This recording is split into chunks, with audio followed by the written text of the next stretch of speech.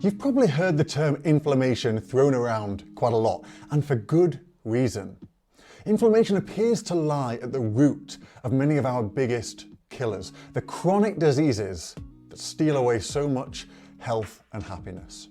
But often we don't really hear exactly what inflammation is, why it matters so much for our health and longevity, and why it's really a double-edged sword, depending on whether it's short or long-term.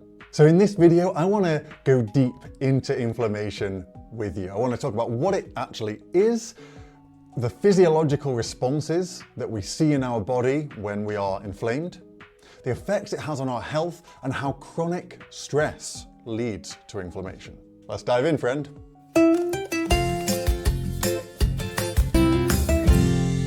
I'm Dr. Ryan Williams, your host and the founder of Growing Pure, where I help you achieve health and vitality through delicious vegan food. So what is inflammation then? Well, it's defined as the presence of an activated immune system that produces chemicals in response to injuries, damaged cells, irritants, or infection. Essentially, it's your body's immune response to some kind of injury or stress. And that injury or stress could be in many different forms. I think a good way to think about this, and this comes from Dr. Monica Agarwal's really wonderful analogy, is that think of inflammation a little bit like your body is mad at you. It's imbalanced in some way. Something has happened to throw off your body, and inflammation is its response, its way of telling you, this isn't good, I'm mad about this. So we see some kind of imbalance in our body. The stresses that we're experiencing, our body is experiencing, are not being matched by the resources that we have available to sort of combat or to recuperate from those stresses. And so when we have too much stress and our resources, our kind of recharge are not able to keep up with that level of stress, we see inflammation as a result. So a common kind of example of how we can see inflammation in an obvious way is when you get something like a cut or an insect bite, right? The area on your skin around that injury becomes red, hot, swollen, painful, and it may lose function as well. And when Roman physicians noticed this 2,000 years ago, they thought it seemed like because this area became so hot and red and swollen, it was like the body was on fire.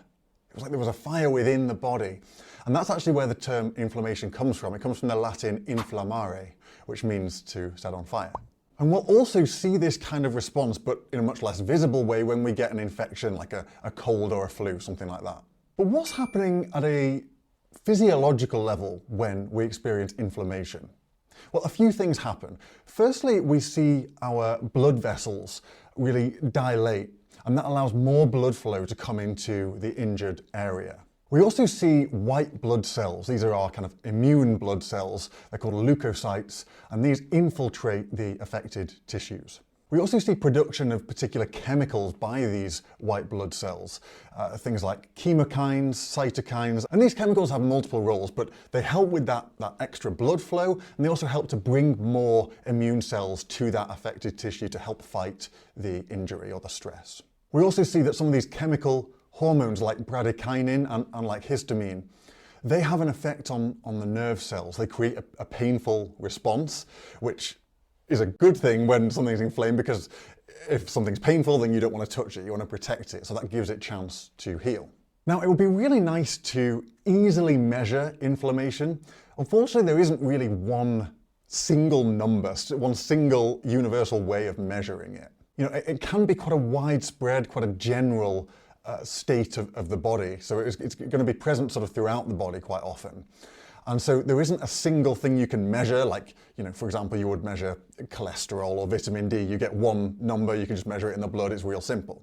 However, you can sort of estimate inflammation in general by looking at these biomarkers, these particular chemicals that are produced thanks to the immune response when we're inflamed. So some of these include C-reactive protein, called CRP, interleukin-6 or IL-6, and also glycoprotein acetylation, that's called glyc-A. So these are ways that we can kind of get an estimation of how inflamed the body is.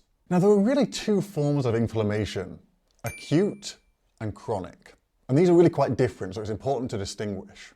So acute inflammation is the short-term immune response to some kind of injury. It will be, for example, an infection. It could be a cut or a bruise, a scrape, maybe you've pulled a muscle, something like that. This will elicit an acute immune response. And this is a totally normal and necessary response to a bodily harm. Without this inflammation, on a short-term scale, the body wouldn't be able to heal. And our body has had to evolve an immune system that responds to injuries with inflammation because our bodies are constantly under attack by the environment. So we're constantly getting things like muscle pains and strains, broken bones, cuts, colds and flus, infections like that, parasitic infections, and even sort of environmental pollutants and toxins. If you live in a city, every time you step out your door, you're breathing in environmental pollutants from car exhausts and that kind of thing, right? So your body has to have some response to deal with these stressors. And actually a lack of this immune response, this inflammation, can be deadly. So think of a condition like AIDS, right? AIDS stands for Acquired Immunodeficiency Syndrome. And what's essentially happening is the HIV virus is suppressing immune function. And this means that something that we would generally think of as quite trivial, like a cold or a flu, could kill you, right? Because you don't have the immune response, the inflammation there to fight it effectively. So the take-home message is acute inflammation is a really good thing. We need it. We have to have it to be able to heal effectively. And usually acute inflammation lasts, a matter of hours or days. But then that brings us on to chronic inflammation. And this is when inflammation persists for weeks or months or even years. And in this case, inflammation, rather than being helpful, actually becomes very, very dangerous. And so contrasting these ideas of acute and chronic inflammation, it's a little bit like the story of Goldilocks, right? You don't want too much, you don't want too little, you want it just right. That's how Goldilocks wanted it with her porridge and her chairs and things. And that's how we want it with inflammation. If we have too much, it's damaging. If we have too little, we can't respond to injuries and stresses. We want it in that happy middle place. Now with acute inflammation, it's generally quite easy to point to one specific cause, but with chronic inflammation, that's much harder. Generally, it's a much more general, widespread kind of stressor. And often there could be multiple factors all acting together at the same time, maybe even sort of symbiotically. But common stressors could include things like lack of sleep, excessive sunlight on our skin, pollution, as I've already discussed, lack of exercise, a sort of sedentary lifestyle. And it could also be psychological stress, like stress from your social life or your workplace, something like that. Another major cause of chronic inflammation is actually our diet, the foods that we eat. Now, I'll be covering the causes of inflammation in a lot more detail in a future video. So if you would like to see that, then please consider subscribing if you're getting value from this. And if you're watching this in the future, then it'll probably be linked in the description below. So the big problem with chronic inflammation is that it turns our immune system from a sort of controlled, regimented army that goes out there, tackles the injury, and then stands down, into an out-of-control, supercharged beast that begins to hurt itself. And so there are numerous dangers of chronic inflammation, and you can easily imagine that an out-of-control immune system that's attacking itself could lead to all kinds of illnesses. However, what's quite curious is that inflammation-driven pathologies, the overt symptoms that we see, can differ quite markedly from one person to another. So in certain instances, we'll see quite explicit autoimmune conditions. These could be things like lupus, multiple sclerosis, rheumatoid arthritis, and inflammatory bowel disease.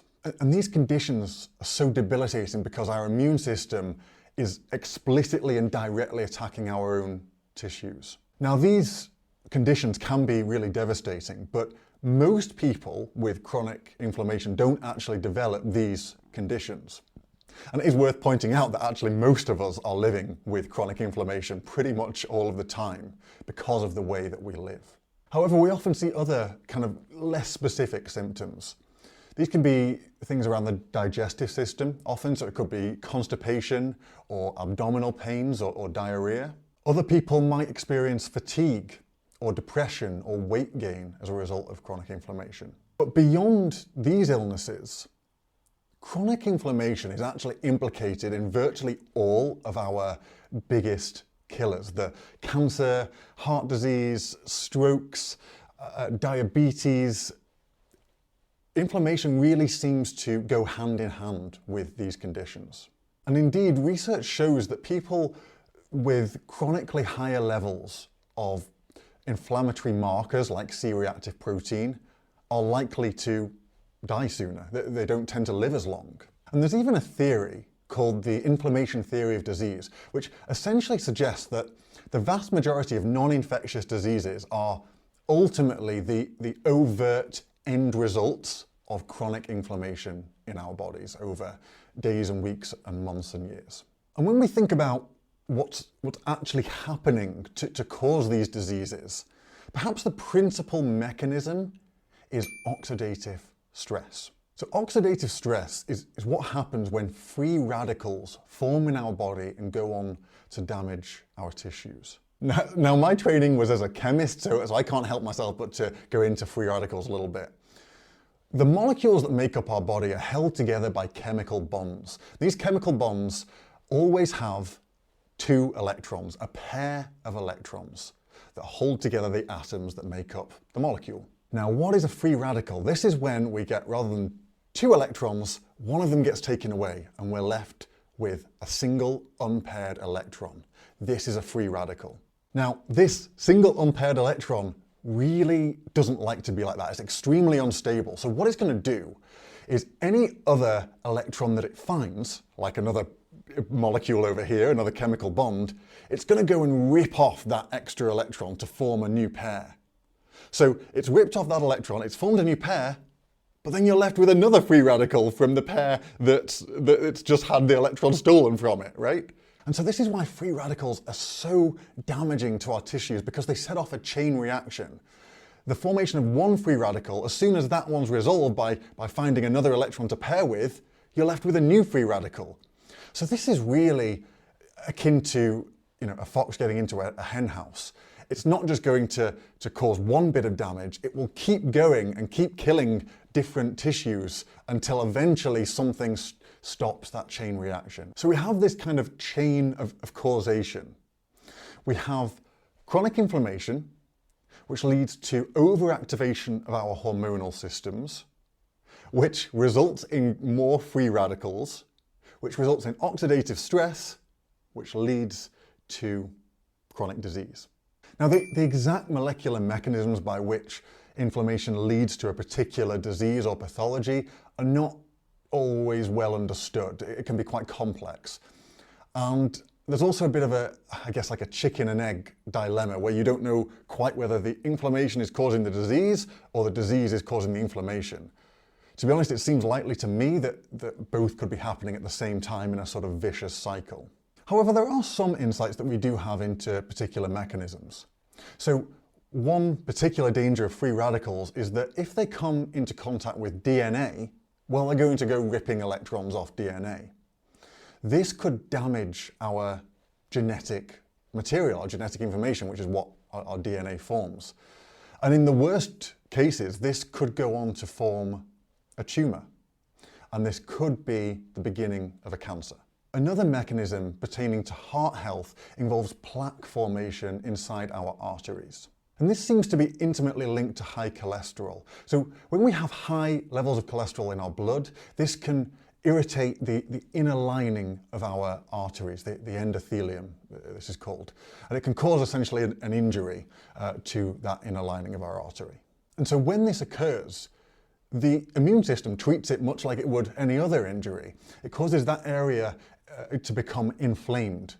And it's thought that over time, because if you have high cholesterol, it doesn't just go away one day, it's generally there day after day after day. So you're getting this immune response, this inflammation all the time in response to damage to your endothelium.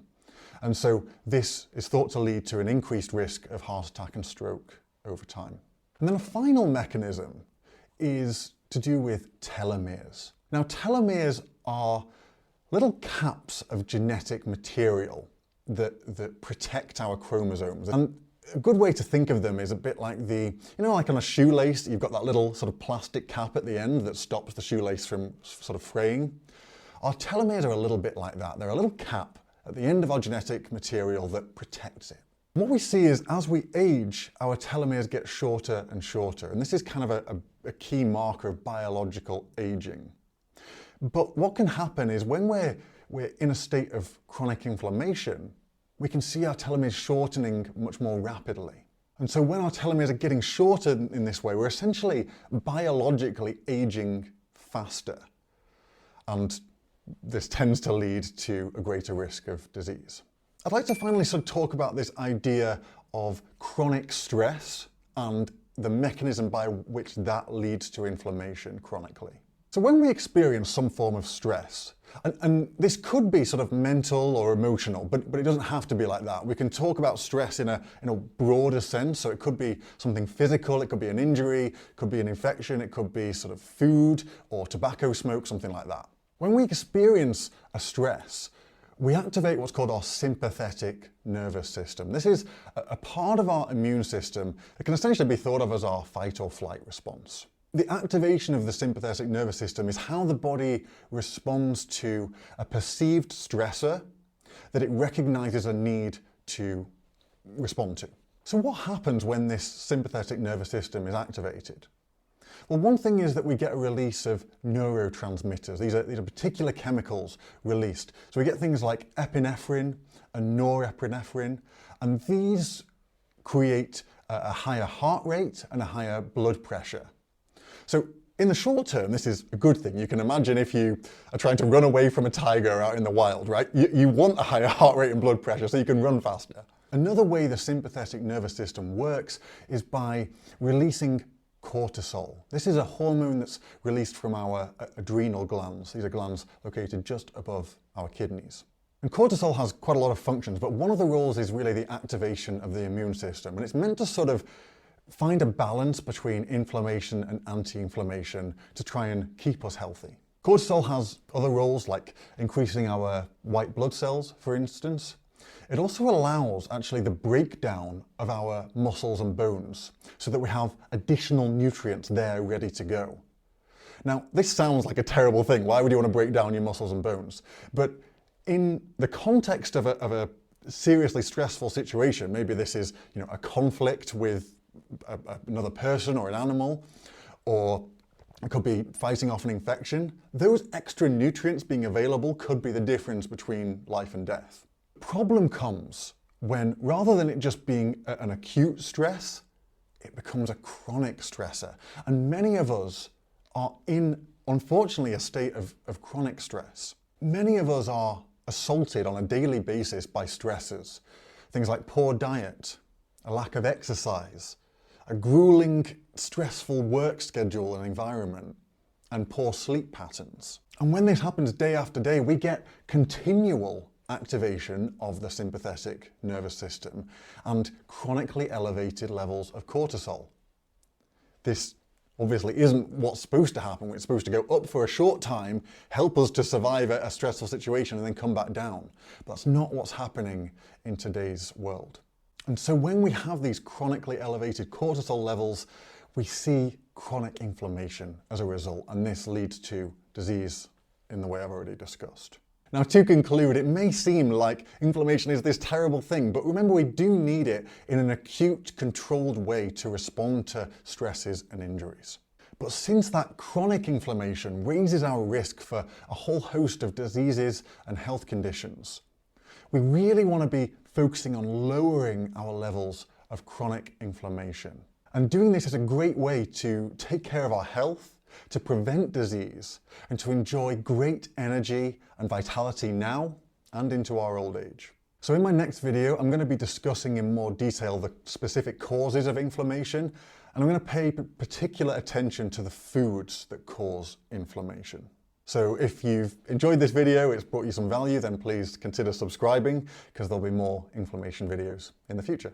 Now, I'd like to offer you a gift for sharing this time with me. I really do appreciate it. I want to give you my guide on the top 5 nutrition mistakes to avoid on a vegan diet. These are really common pitfalls that will perhaps hold you back from achieving that health and vitality and just make your life that much more difficult. But this guide, I've created it to really help you make achieving that health and making a vegan diet as simple and worthwhile as possible. So if that would be helpful to you, please click on the link in the description below. You can get that totally for free. It's my gift to you. Friend, I want to thank you so much for watching, and I'll see you in the next video.